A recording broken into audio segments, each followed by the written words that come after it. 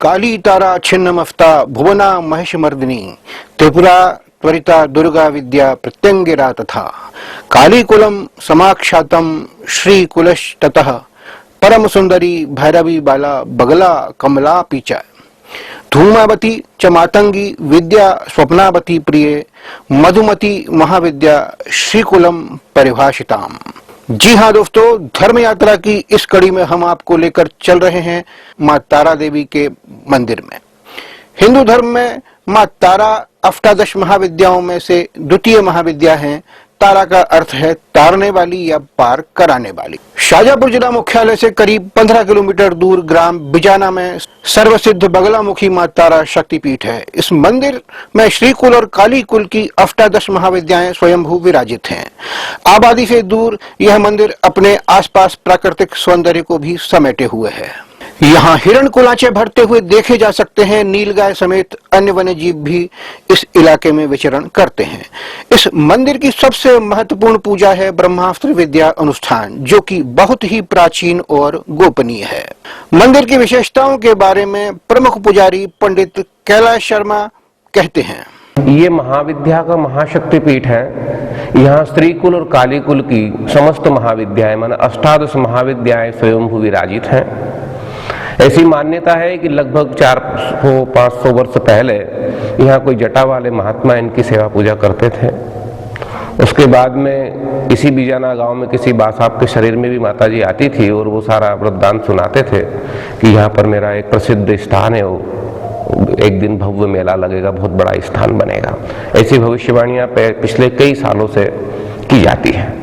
ये कुमारिका वन कहलाता है, मालवा प्रांत का कुमारिका वन, जहाँ पर माँ विराजित है। इस कुमारिका वन में सर्वसिद्ध श्री बगलामुखी तारा महाशक्तिपीठ ये विराजित है। 10 महाविद्या के अंतर्गत द्वितीय स्थान पर तारा महाविद्या आती है। वैसे तो अलग अलग भक्तों के संकटों को दूर करने के लिए कई बार इनका प्रादुर्भाव हुआ है, लेकिन मुख्य रूप से जो कथा आती है पुराणों में, उसके अंतर्गत जब भगवान शिव ने हलाहल विष का पान किया था, उस विष की अग्नि को शांत करने के लिए भगवती महाविद्या ने ही महातारा का रूप धारण किया था और भगवान शिव को एक शिशु के रूप में बना दिया था, मतलब छोटे शिशु का रूप उनको दे दिया था और अपना अमृतपान उनको कराया था, तो जहर की शांति हुई थी। ऐसा भी एक विधान महाविद्या तारा के रूप में इनकी कथाओं में प्रचलित है। पंडित शर्मा के अनुसार श्रीकुल की 9 और काली कुल की 9 महाविद्याएं यहाँ अनादिकाल से विराजित हैं। इनकी आराधना से मनुष्य को धर्म, अर्थ, काम और मोक्ष की प्राप्ति होती है। महाविद्याएं हैं जो इनको तंत्र में भी, इनकी आराधना को ही तंत्र कहा गया है। महाविद्या की आराधना करना, इसका जिस शास्त्र में वर्णन होता है उनको तंत्र शास्त्र कहते हैं। फिर ये महाविद्याएं शवासन पर भी विराजित हैं, इसलिए इनको तांत्रिक लोग शमशान में विराजित होते, इसलिए भी तांत्रिक लोग इनको तंत्र की महाविद्या कहा जाता है। जबकि इनकी साधना प्रत्येक गृहस्थ कर सकता है। तंत्रों में यहाँ तक वर्णन है कि इनकी साधनाओं के लिए तिथि, वार, नक्षत्र आदि कुछ देखने की आवश्यकता नहीं है। कहने का यह तात्पर्य है कि महाविद्याएं नित्य वंदनीय हैं, सर्वसिद्ध महाविद्याएं हैं और इनकी आराधना से मनुष्य को धर्म, अर्थ, काम, मोक्ष चारों पुरुषार्थों की प्राप्ति होती है।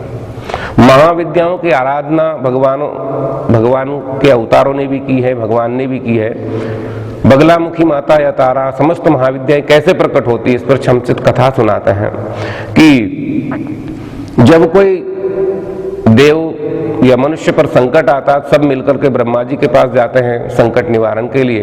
ब्रह्मा जी सब देवताओं को लेकर के भगवान विष्णु जी के पास जाते हैं, तो यहाँ पर भगवान विष्णु की भी मूर्ति विराजित है, आप उधर दर्शन करा सकते हैं। और भगवान विष्णु महात्रिपुर सुंदरी माता की आराधना करते हैं, जो भगवत त्रिपुर सुंदरी की मूर्ति इधर विराजित है। यहाँ पर फलस्वरूप महाविद्याएं प्रकट होती है।